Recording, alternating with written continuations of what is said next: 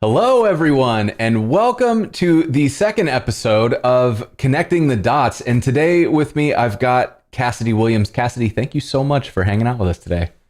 Thank you for having me. I'm excited. I am just tickled pink you chose to come and join us on here. I think this is going to be an absolute blast. So, I mean, I feel like you're one of the people who needs no introduction, but maybe we should do, just for the sake of anyone who's been living under a rock or doesn't go on Twitter or isn't familiar with TikTok. Do you want to give a little bit of an introduction for yourself?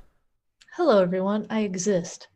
Um, so, I'm a dev experience engineer with Jason at Netlify.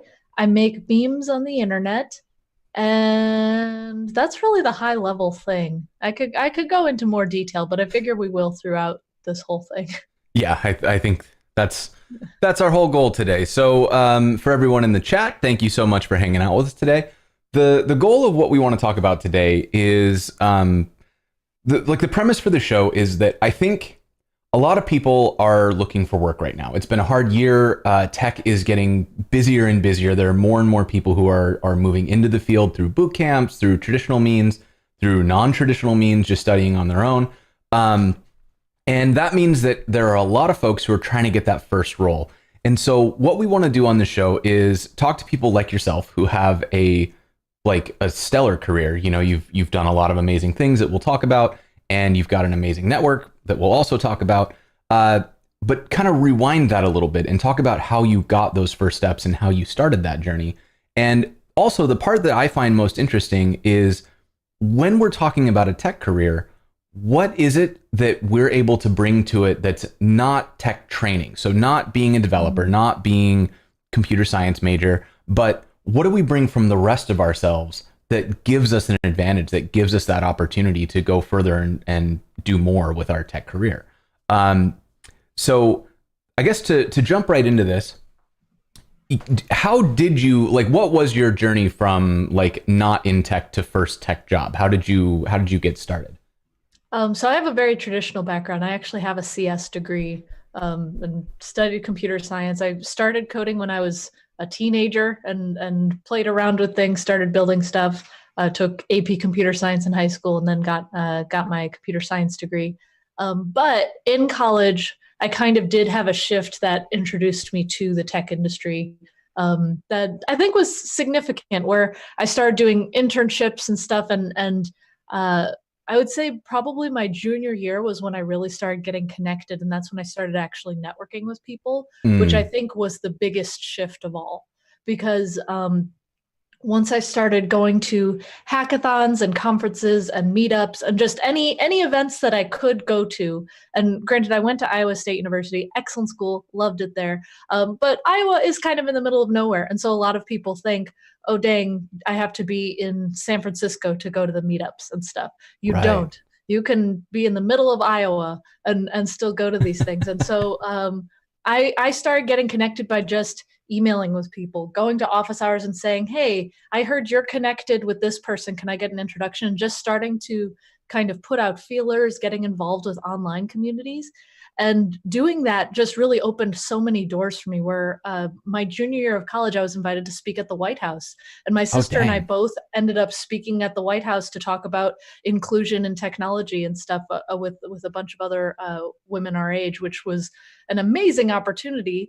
And people who I met there, I ended up following up, emailing them, and one of them ended up becoming a mentor to me. And then that next summer, I interned out in Silicon Valley, and I called it my summer of networking because I went to either a hackathon or a meetup at least twice a week the entire summer. I was So just where constantly whereas trying to stuff. most people are having their summer of love, you had your summer of LinkedIn requests. That's exactly how I described it. I was just like, I want to get 300 connections on LinkedIn this summer alone. Like I set that as a goal.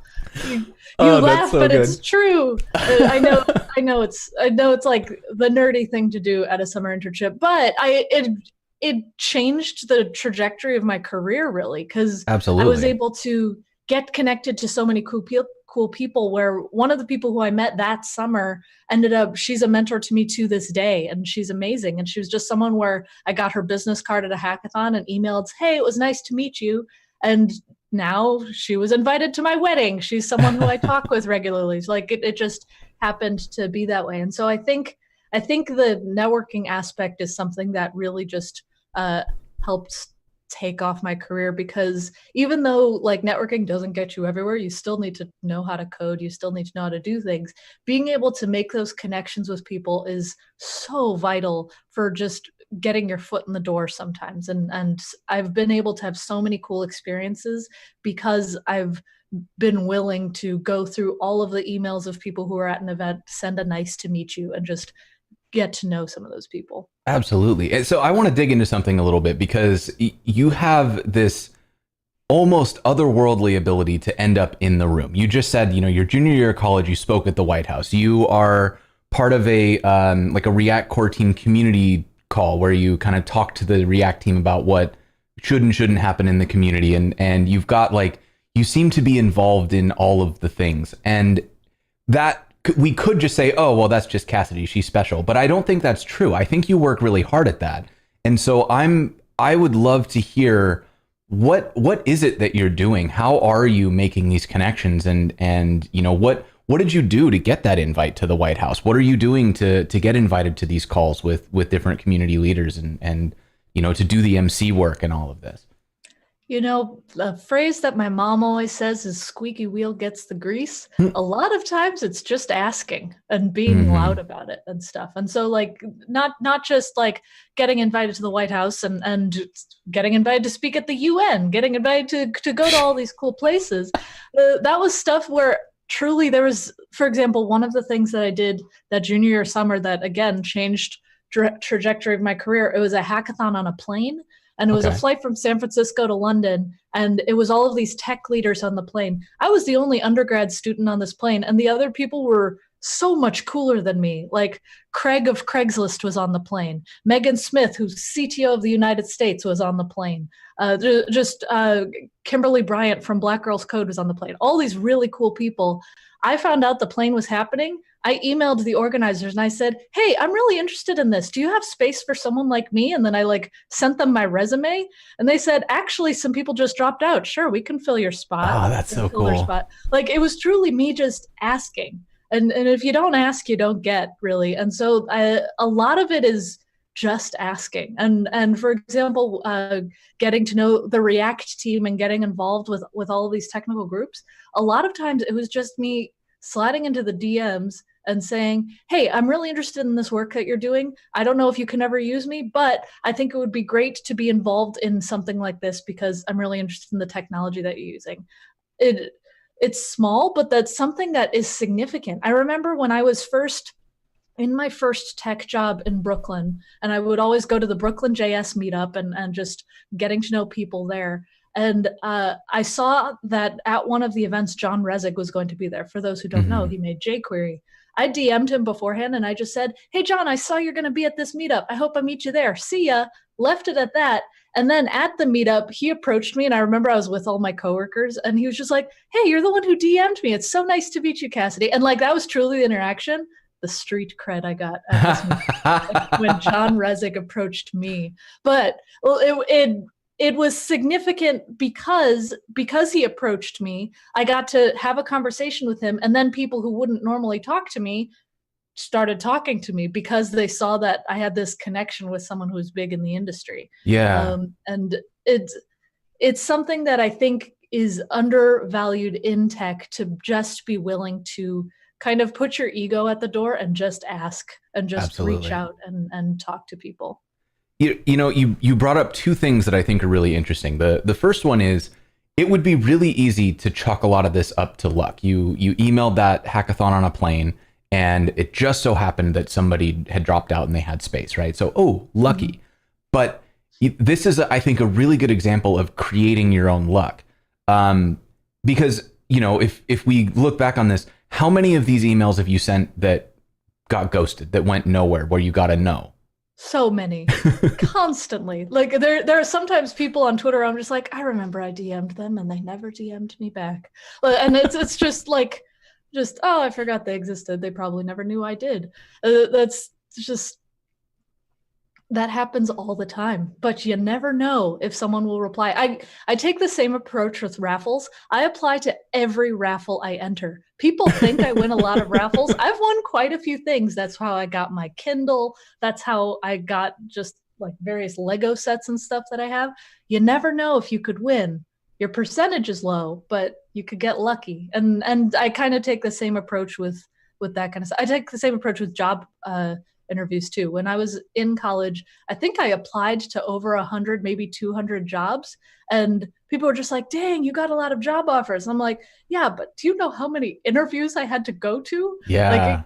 Like dozens and dozens and dozens of interviews. And sure, I had like a decent picking to choose from in the end, but it was because I did so many job interviews. Yeah. Oh, I mean, that is such an important part that I think it gets skipped a lot when we talk about these, because, you know, the happenstance or the chance encounters or the lucky break, a lot of times that happens because you do, you know, hundreds of job applications or send hundreds of DMs that go ignored. And, you know, I think that it can be really easy to send off one job request and you don't hear anything back and you go, oh, I must not be any good at this. And the fact of the matter is that, like, you're only half of the equation. You're also waiting for someone to be at the right place at the right time with the right needs. And so you have to create as many of those opportunities as you can to you know, be the right person at the right time, to let people know that you're available. So when they have that need, they go, oh, I just talked to Cassidy. She's looking for this kind of work. We should talk to her. Like, that's, you know, I always, and maybe you'll echo this, but I feel like I hear a lot of people who say, nothing's happening. This doesn't work. I'm never going to make it in this industry.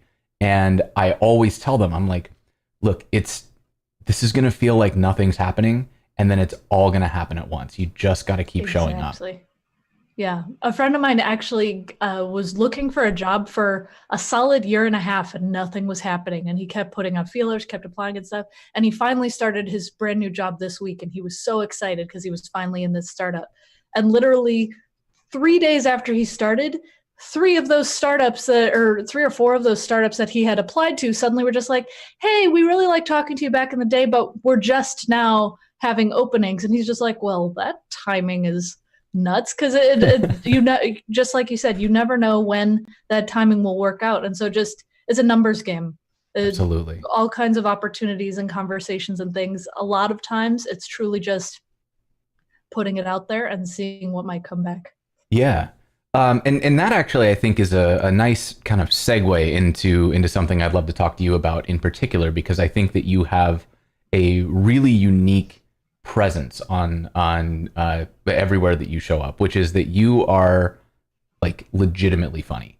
And I think that, like, it was when I first met you, and I'm not saying that, like, oh, I met you and I thought you were funny and now I don't, but but when I first met you, I think I would have assumed that you are just like a naturally funny person, and that, you know, you're just, everything that you see, you're like, I've got a funny joke for that, and you just whip off zingers all the time. And what I've realized through you, actually, like, you taught our team how to be funny, which was, I loved that. But you have this approach to everything where you repeatedly try the same thing a little bit different, and where you're tweaking approaches and kind of assessing that. Can you talk a little bit through, maybe not necessarily in humor, but just in, like, your approach in general? How does that factor into your career, do you think? Yeah. So to that, between jokes, between project ideas, between pretty much everything, I just write everything down. And I have both physical notebooks, I have drawings, I have digital ones, I have managers of all kinds of things. I write absolutely everything down because you never know if something might be useful. Right. And sometimes it's a code snippet, sometimes it's just a statement, sometimes it's look into this website because this might be interesting someday.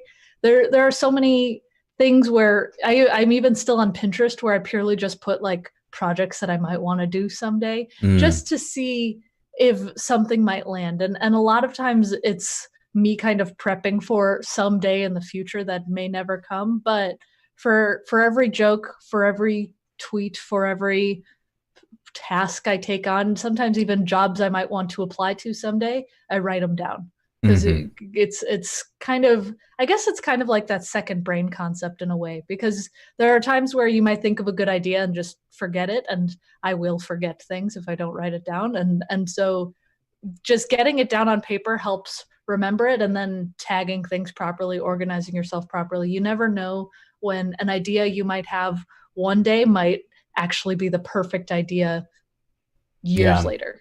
Yeah. And so as part of this too, you're writing everything down, you're keeping track of these ideas, but you're also, I would guess, I know for me at least, when I'm trying to make jokes, I spend a lot of time making jokes that are only marginally funny or not funny at all. And I learn, like, when I try it this way, it gets a little bit of a laugh. If I tweak it like this, it gets a lot of a laugh. And I found similar things in my career. If I build a thing like this, people get it. If I present it like this, people kind of recoil and back away. How would you say that sort of approach, because I know that you're similar in that you try things and tweak and try things and tweak. How does that affect your confidence? You only get more confident over time. I think, for example, a good example of this is I used to teach workshops full time for React and stuff. And when I was first teaching, I was like, oh, man, I know this material, but I am nervous for teaching people about it. We'll see how it goes. And it went decently at first. And I was just like, okay, you know what? They asked those questions, so I'm going to try to make sure this information is particularly clear. So the next workshop, it's tweaked ever so slightly. And the more I did it, the more refined it got. It's kind of like stand-up comedians, how they want their tight 10. They rework a joke until it's funny enough that they consistently get a laugh. There's this phrase that I like to use: repetition is recognition. The more try different approaches, whether it's a coding approach, a humor approach, a talk approach, a blog approach, you perfect it, and practice does make perfect for pretty much everything. Yeah. I think so. A couple people in the chat are asking about how to build confidence for tech interviews. And would you say that's how you would recommend it, or are there other tips that you would recommend? 100% recommend it. Again, when I said it was a numbers game, like, every single interview is a practice interview. And like, I have done a lot of interviews. I have interviewed at a lot of places. Sometimes I interview even when I'm not looking for a job, just because it's good practice. And learning how to present yourself in an interview, figuring out what kind of approaches do and don't work, experiencing different interviewers where you can kind of get a vibe. Is this person someone who would kind of smirk if you make a self-deprecating joke? Or is this the kind of person who would just like be stoic? You kind of figure out your approaches as you interact with all of these different interviewers, and that really helps over time. And I truly think that I'm decent at interviewing, not because I'm perfect at getting merge sort and the proper space and time complexity, but because I've done it so many times, and because I've interacted with interviewers so many times, that I know how to, it feels like gaming the system, but really it's just practice.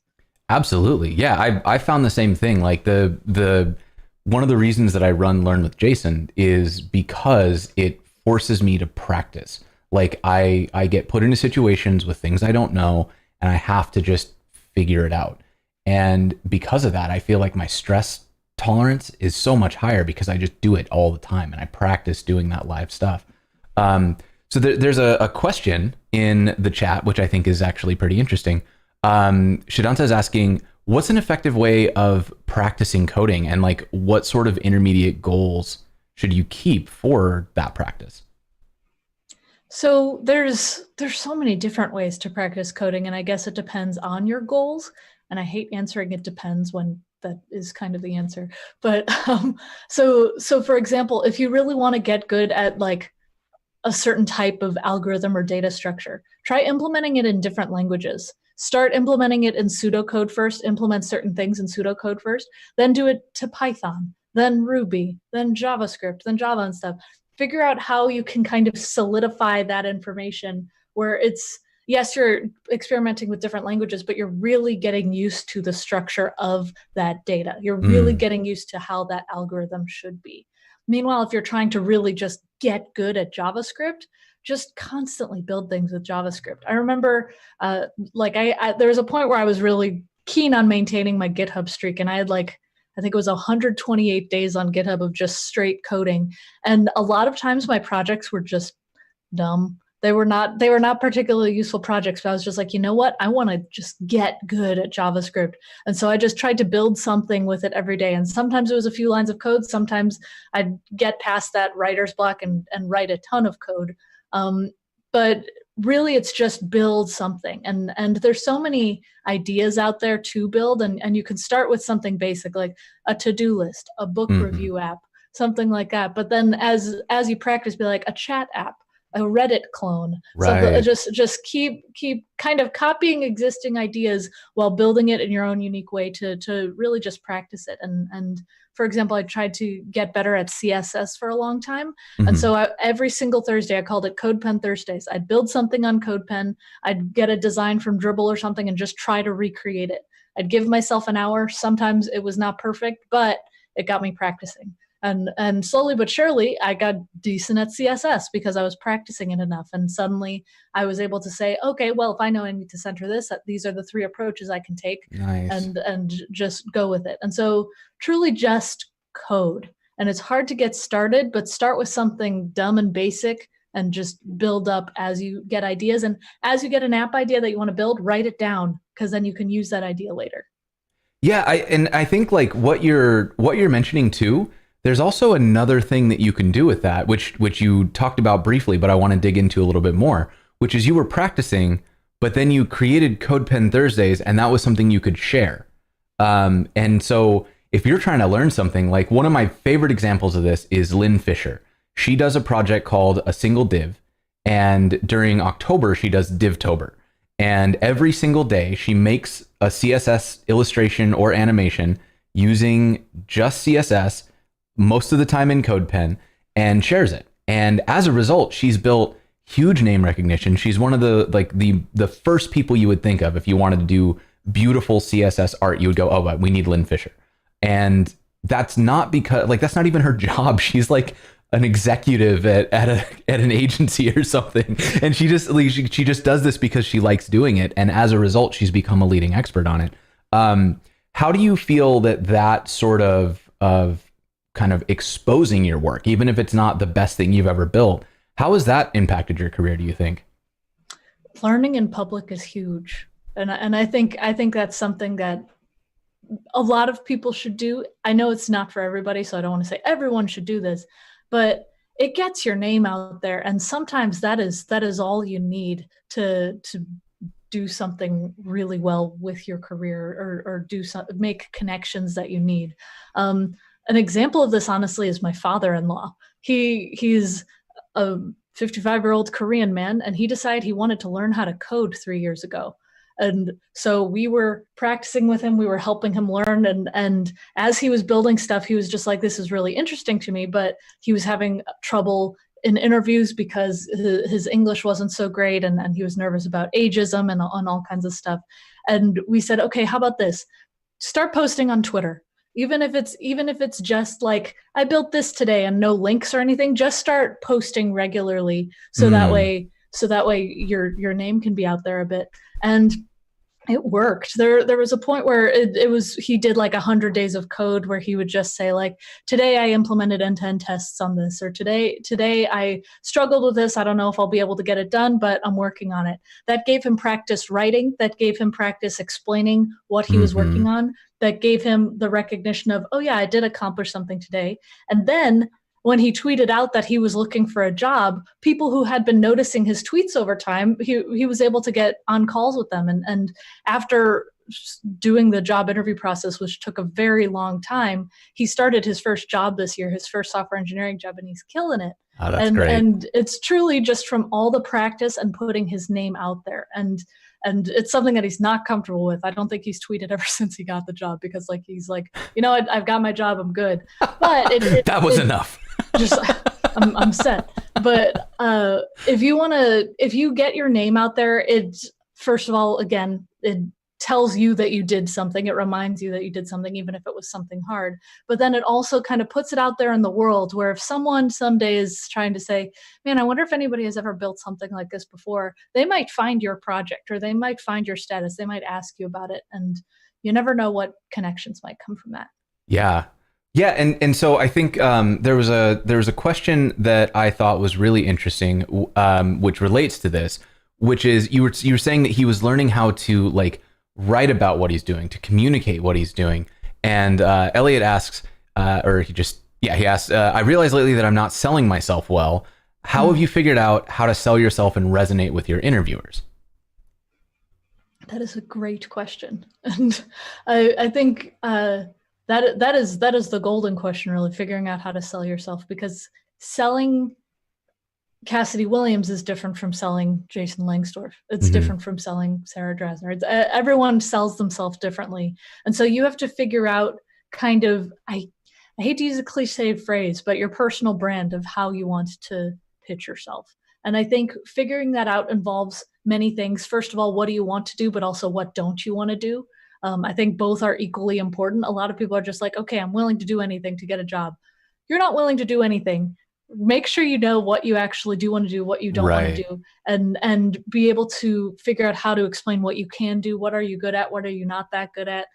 There are things, for example, I know I am not good at low-level languages like C and C++.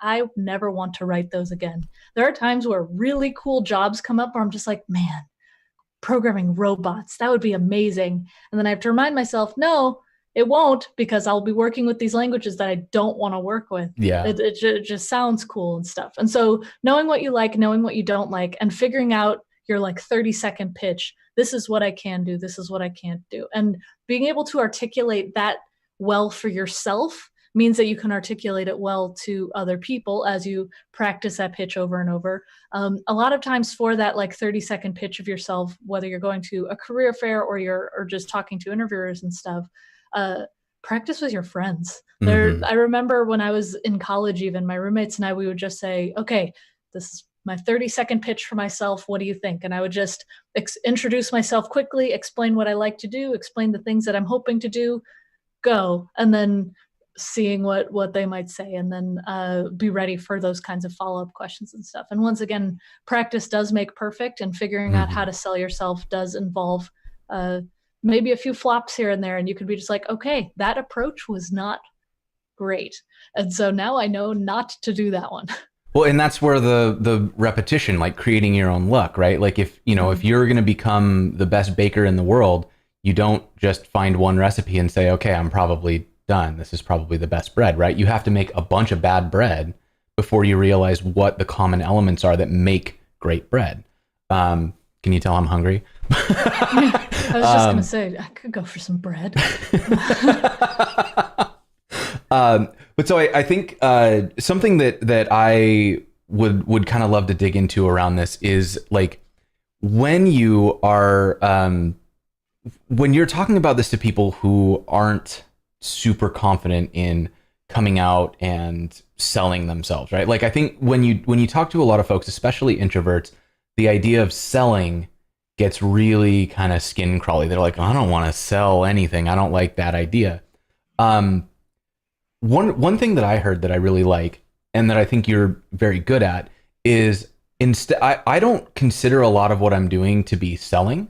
I consider it to be that I am looking at what somebody's trying to accomplish, and I'm trying to match what I know how to do with what their goals are. And then I'm trying to connect those dots between where they are, what I can offer, and how we can get there. So I'm not really selling myself. I'm trying to, paint this picture of what we could do together. And how, like, I guess, do you follow a similar approach, and if so, kind of how do you think about that? How does your brain wrap around that sort of conversation? That's my exact approach to everything, not even just professional conversations and stuff. I figure out, how can I relate to you in a way that will be interesting for you, and that I can continue to speak to and stuff. And I myself am a very introverted person. Like I give tech talks and stuff. I'll answer questions afterwards. Small talk is terrifying. If you talk to high school me, she'd be shocked that I'm a very public persona today, just because it's something that I never expected to do. And selling is terrifying, but kind of like what you said, really all it is figuring out, what will this person want to hear? What will this person respond to? And how can I show myself to them in a way that they will respond to? Like, how do I frame all of this?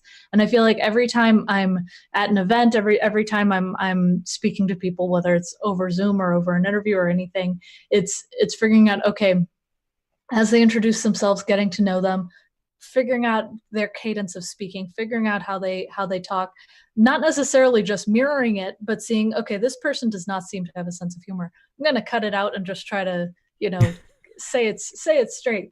But then there are some people where you can tell, like, they smirk a little bit now and then. Okay, I'll throw in a few dry jokes here and there and see if they like it.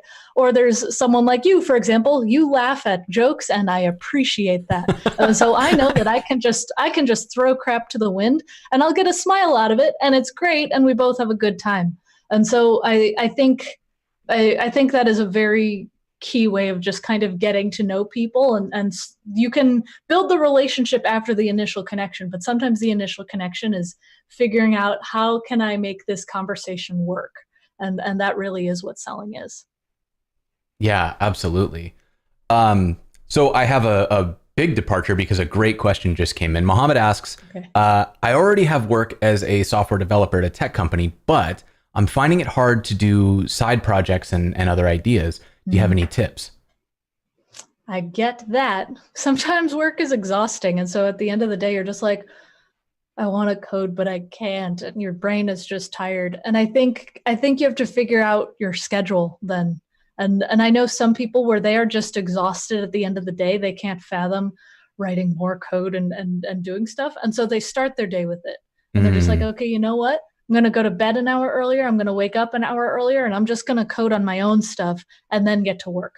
And figuring out that kind of schedule for yourself, I think, is really, really important. Because when you're excited about an idea, you could code on that for ages, but sometimes you kind of need that kick in the pants. And so I think for myself, like, whenever I'm getting through that slump or I'm just so tired at work, but I want to work on something myself, I'll start it in the morning, go through my work day. But if I'm excited by what I started in the morning, I'll just work on it after work then, because I've already got those juices flowing.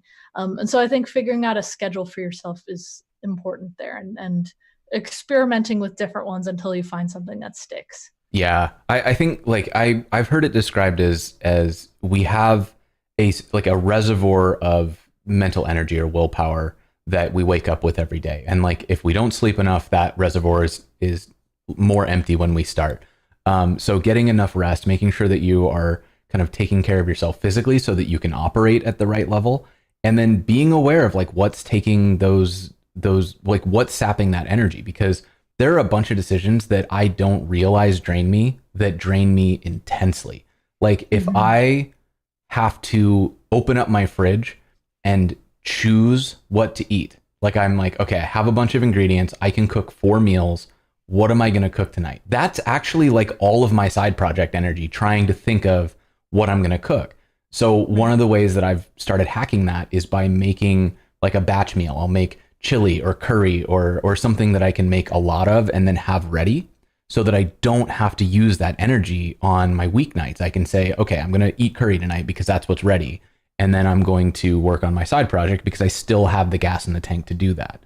And so, what, let's see, there's so many questions in here that I want to make sure we want to get time for.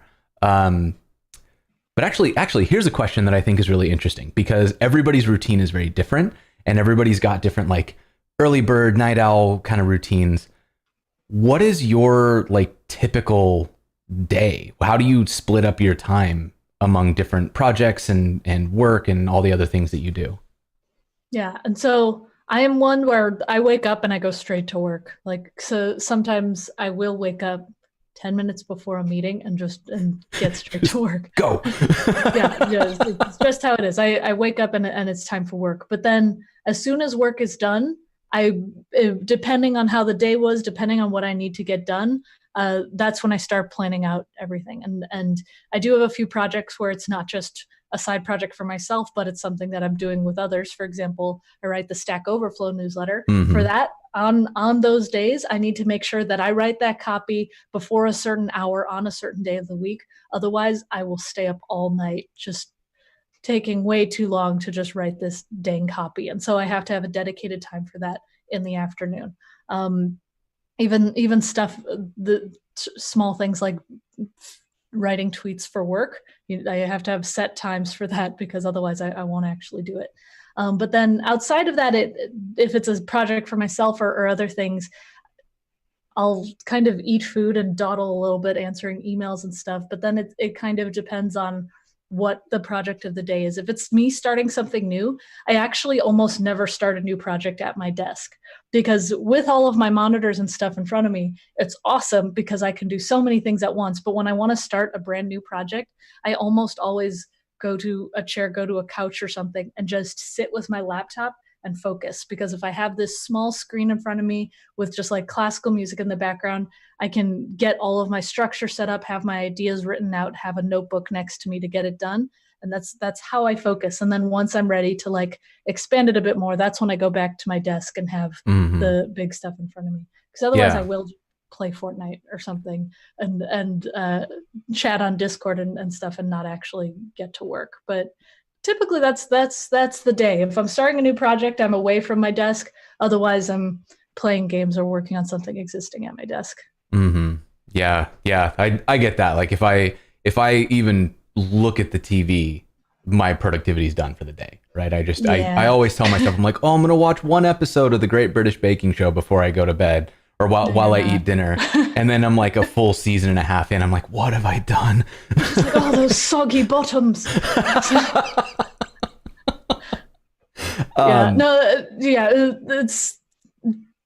It's basically that. And granted, like pandemic work is different from remote work. I just described a pandemic typical day. Outside of that, it totally depends, because normally I see people and I might go to an actual physical meetup and stuff. There's a lot more things to do when there are things to do. But when you're at home in a pandemic, it's basically, am I looking at a big screen or a medium screen or a small screen all the time? I know. I am very much looking forward to getting back to regular remote work and not pandemic work. I know. So to flip this on its head a little bit, like you're very senior in your career. You're a principal in your job now, and you act as you do mentorship. You've worked in hiring capacities. You have led teams.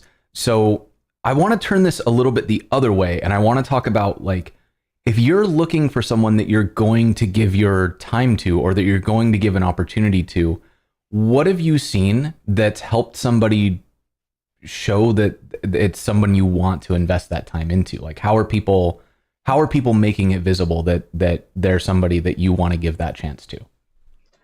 First of all, it's one of my biggest pet peeves when someone DMs and it's just like, hey, I'd like you to be my mentor. That is not how this works. That drives me crazy, because that relationship isn't real. Right. It's just you wanting something out of that person. And so I think starting with a relationship first is key. And starting with that, it often just involves a question. And I'll use an example of a mentor of mine. Her name is Kelly Hoey. She's awesome. She wrote a book on networking. She is the person who I first met my junior year summer, where I got her business card at a hackathon. I emailed her, hey, it was nice to meet you. I saw her at a few other events and stuff. And slowly over time, I would just email her on occasion saying, Kelly, I really hope that you're well. This is what I'm doing. I'm graduating soon, blah, blah, blah, blah.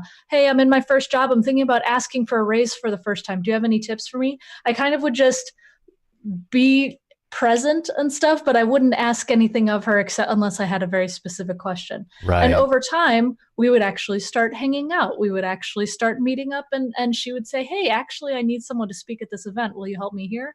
And then sometimes I would say, hey, I actually need some advice in this regard. Can you help me here? And it became kind of a two-way relationship. It wasn't just me trying to get whatever I could out of her.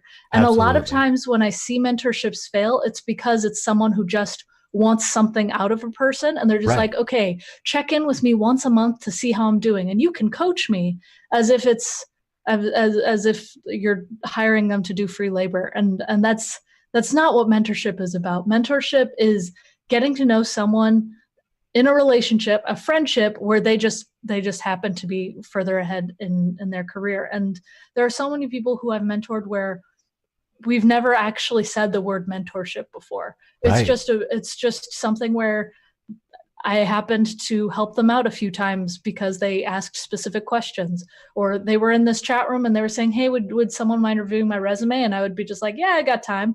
I would do that. And then we just kind of started talking more and more. And that's just how it ended up being. It has to be a lot more natural than a mentorship proposal. It's got to be some kind of like actual back and forth. And so when I'm looking for people to help out and everything, I don't really actively seek out like who will be the next mentee of Cassidy. I don't do anything like that. Will you accept this rose? Yeah, no, nothing like that. It's truly just, I hang out in chat rooms. I'm on Twitter a lot and stuff, and people will ask me questions on occasion, and if it's not like a full essay, if it's because I get enough DMs, I can't read every essay that comes my way. I'll answer it, and sometimes we just chat a few times on occasion. Sometimes they'll send me their resume a couple times and stuff, and then eventually we just kind of have this relationship where we're just chatting on occasion, and I occasionally help them, and then they'll retweet my stuff, and it becomes a little back and forth. And so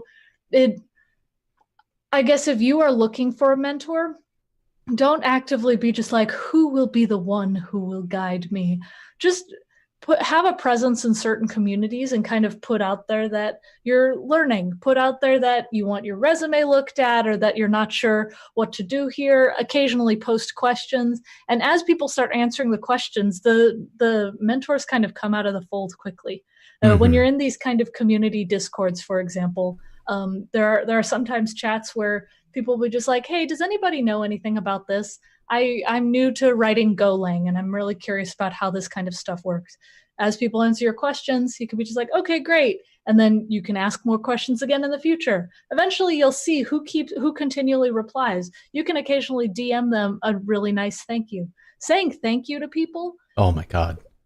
Just say thank you. It's huge. It's so easy, and it goes so far. It goes so far. There are so many times where I've just sent very simple thank you notes over email or something, and people will reply back saying, this is the first time someone's ever thanked me for this. I really appreciate it. Thank you. Like there's just, it means so much to people to see that their efforts to help you didn't go unseen. Like you didn't just say thanks and then bounce. Yeah. And so really just be a giving person, and be a grateful person, and be a part of your communities, because the mentors will come out of the fold as you start helping. And sometimes your mentor is the community, and it's just a group thing where you're helping each other. That actually, I think that hits so close to home for me, because one of the things that I've realized as, I went from being somebody who was brand new to the industry. I lived in Montana. I didn't have any connections, and I would see people who gave keynotes or who worked at the companies that I wanted to work at, and I would think, oh my God, these must be like celebrities. I remember thinking that Paul Irish probably like had a Malibu mansion and was like he might, but at the same time, I haven't met a single person in tech who's got a name who is walking around thinking like, I'm pretty great. Everybody should. Well, I guess I have met people like that, but in general, like there's nobody walking around going like, I am a mentor and you are the mentees. It's very much like there's a community, and it feels awkward to me when somebody says, can you be my mentor? Because I don't feel like I am, I don't feel like I'm qualified to do that. I'm just a dude writing code. And like, I know some things, but I don't know way more things. And so what I've found is that when the community is built around this idea of knowledge share and like knowledge transfer, and everybody is participating, then it starts to become a really good like co-mentoring or just like co-growth scenario, as opposed to it shouldn't be pedagogical. Like if I put together a workshop, great, come learn from me. But if I'm just being a person, I don't want to give lectures. I don't want to like sit you down and try to teach you something. I want to talk to you like a person. Like I want my online existence is about having friends, not about having students. And I think that is that's something that if we can get out of the mindset of like there are people who are here and there are the rest of us down here, it levels that playing field. You can talk to somebody like a human, and you have such a better chance if you just ask a question, and then if you know something, offer some advice and support. It's and that's actually something that I really like is, you know, you've got your Discord for like your Twitch subscribers, your Patreon supporters, and that's not like Cassidy holding court. It's hanging out with people. Right. It truly is. And like there have been some people who have, when I've said, oh, my Patreon Discord group is so great. And they're just like, this is an interesting business model, a thought leader letting people in on their deep secrets. I'm just like, no, that's not what it is. Really, it's just a great Discord group where, because there's a $2 entrance fee, quote unquote, there's less spam. That's truly what it is. And the group is so helpful to each other. It's such a nice community, and people are really, really giving. And I think that is really, really important to realize. Yeah, all of these people who you think are up here, they're just people. They just have more DMs. That's all it really is.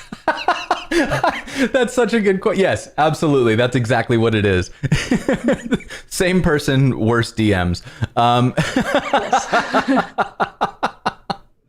So I saw a couple good questions come in that I want to look at. So because you've been involved with hiring developers, what are the biggest mistakes that you've seen? Like, what are the things that really like grind on you? So you mentioned one of them, like saying, "Will you be my mentor?" But what else have you seen? Oh, I've seen so many things. It just, I've got stories out the wazoo. Some more extreme examples. For example, an extreme example is one time someone applied to a job where I was reviewing the resumes and stuff after they had gone through a few loops. I was like, oh, this resume looks good. And I went to look at their personal website, and it was my personal website. Like, all they did was change the name and the bio, but like, it was my code. They even kept my comments in and stuff. And I was like, what are you thinking? And then there was one time where I was interviewing a person in person. They were doing whiteboarding, and they just started crying partway through. And I felt really bad. Oh, no. And I know it's like high pressure and stuff. But then when I tried to say, here, I can change the question, or here's a Kleenex, or don't worry about it, they would say no. And then just put their hand up and wouldn't let me talk. And we literally sat there in silence while they cried for 45 minutes. Whoa. It was terrible. So these are very extreme examples. But I think they are very, very key to, they're indicative of certain things. So first of all, things that I don't like to see. I don't like to see people who are not open for feedback. If you say no or something, or when someone's trying to help you out or something, that is a red flag. If someone's crying in an interview, I understand it is high pressure, but don't take it out on the interviewer. Just be willing to take your time to get calm and then work on it again. That would have been fine, but it was because of that reaction that it wasn't great. For a personal website, if you're gonna just straight up copy a personal website, at least give credit. Don't take work and then pass it off as your own. And that is something that it peeves me, because I've seen that not just for myself, but so many people where they claim that they're like the world's best developer or whatever, and then you see that their code is not their own. It's frustrating. And so really a lot of it is putting your ego at the door. Don't be willing to get feedback, be willing to admit both strengths and weaknesses. And what I really love in interviews is if I ask a question and someone like is working on it and stuff, and then they just admit, they say, honestly, I'm not entirely sure how to do this. Normally, this is something I would Google. I love that honesty it's so much. I don't hold it against them at all, because that's something that it's true. There are times where I have to Google the most basic JavaScript things, even though I've been using JavaScript for like 15 years. Sometimes you just need to Google it. And so I love seeing that kind of honesty and lack of ego and humbleness when you're in an interview setting. Yeah, I would just echo that 1,000 times. I think that's such an important thing, is to just like, again, be a person. Like, you're not selling the 10% of your brain that knows programming. You're selling your entire existence. You're going to be, your sense of humor. You're going to be your strengths, your weaknesses, all of that stuff. And showing that is what makes people feel like you're a human. It's one of the things that I think is so, it's what makes someone online kind of magnetic. It's why we follow certain accounts, not because of their technical content. Like, I follow a lot of people who write code that I don't understand. They're Java programmers, or they write, they're doing machine learning stuff. I don't do that. I can't really follow their examples, but oh my God, do I love to watch them. They're just so engaging. They're so fun. They're whole humans. And that's actually kind of how I started following you, was because of your TikTok. And so maybe this is a good question to kind of end on, but I feel like authenticity is a really loaded word, right? We say that and it becomes more of a marketing term, but in the sense of you and your kind of existence as a human and online, how much do you think bringing all of yourself versus just the technical parts has influenced your career? I think the moment I started to bring more of myself out there is when my career really started to take off. Or not even my career, just online presence and stuff in general. Like, I've always been making silly videos and jokes since I could operate a camcorder, because I started on camcorders back in the day. And I would always just like be silly with all kinds of things. I was always into building cool stuff like mechanical keyboards, but on my Twitter, on my Facebook, all over the place, I only talked about code. About a year and a half ago or whatever, when I started making these funny videos and decided to tweet about them, that's when suddenly my online presence just shot up. That's when suddenly people were just like, were actually following me and everything, because it wasn't just coding content. It was fun coding content. It was humor. It was me talking more about keyboards. Suddenly it was a bit more interesting to see. And I think, and I'm not trying to like toot my own horn, like, because I'm hilarious, now I have hundreds of thousands of followers. It's not that. What I'm saying is, by being authentic, suddenly people actually cared what I had to say. And I think that's really indicative of a lot. When I see that people are tweeting about all kinds of things and they're not just sticking to tech, I love seeing that. And I've seen some people where like they'll tweet a picture with their kids, and I've seen people reply saying, "Oh, stick to tech. I follow you for tech news." You don't want those kinds of followers anyway. You want people who want to get to know you and stuff. And so ignore those people. I love seeing people who talk about their interests outside of tech on the internet. Like, granted, I love seeing the technical content. I will read almost every technical blog I can see and write things down and stuff, so that way I can read more about it. But when I see, for example, on your channel, how you have your Learn with Jason stuff, but you also talk about like cooking and everything, I love learning about that and seeing what different interests people have. I love seeing when people are interested in Korean dramas, because I can say, "Ooh, have you seen this one yet?" Or I love when people are interested in drawing, because I would love to be a better artist, but I'm just not. And just seeing how they draw and use that side of their brain, I think is so cool. When I follow people, a lot of the people that I follow on Twitter and on Instagram and stuff, they might be tech people, but they're almost always something else. They're rarely just someone who contributes to open source a lot.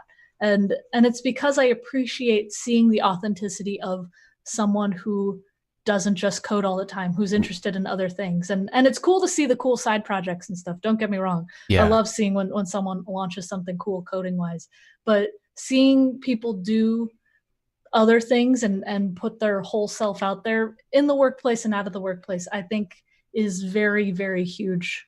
And I think is important because it allows you to have a work-life balance built in, because you go to an employer and they know that this is who you are. Like, I know a gal where she was working at Yahoo and she reviewed operas on the side. She's actually cool. She's an opera reviewer. Like, that is her side gig. She reviews operas around the world. She's awesome. And for every single job interview, she talked about it, because people know in her workplace, if she says, I have to be out of here by 4 p.m. today because I have to go to this opera, they know this is her thing. Right. And so that is built into her schedule. And she has kind of a built-in work-life balance because she brought her whole self to the table online, in the interview, and elsewhere. And so I think it's really important to be authentic about that, saying I'm a parent, saying I like to build keyboards, saying I like to stream or play video games and stuff. Being willing to put yourself there, it sets an expectation that work is not your life. And I think that's really important. Work is not your life is such a good ending point for this, I think. So I'm not even going to try to follow that up. So instead, what I'm going to say is thank you so much for taking the time to hang out with us today and sharing all of this wonderful insight into who you are and how we can take some inspiration from what you've done to try to expand our own careers. What I am going to do is I'm going to drop a couple things here. So for anyone who wants to, you can find Cassidy live on Twitch at twitch.tv/Cassidy, or on Twitter at twitter.com/Cassidy. And I believe you're Cassidy like everywhere, right? Yeah, GitHub, TikTok, Cassidy all on that. GitHub, CodePen, all of those things. Yeah. All of those things. And if you want to see more live content from me, I'm going to be back with more episodes of Connecting the Dots every Friday from now up until the holiday break. And I also do a live stream at learnwithjason.dev. That is a Twitch live stream a couple times a week. Cassidy's been on it. You can see past episodes at learnwithjason.dev. YouTube, Free Code Camp. Thank you all so much for hanging out with us today. Cassidy, thank you again for spending your valuable time with us. I very much appreciate it. Any parting words for everyone? Keep memeing, keep dreaming. It was very fun being on the show. Thank you for having me, and it was lovely seeing the chat and everything. People are asking if I play Among Us. I do. I actually streamed some last night. But yeah, follow Excellent. us, hang out. Yeah, come find us on Twitter. We got links all over the place. We will see you next time. Bye.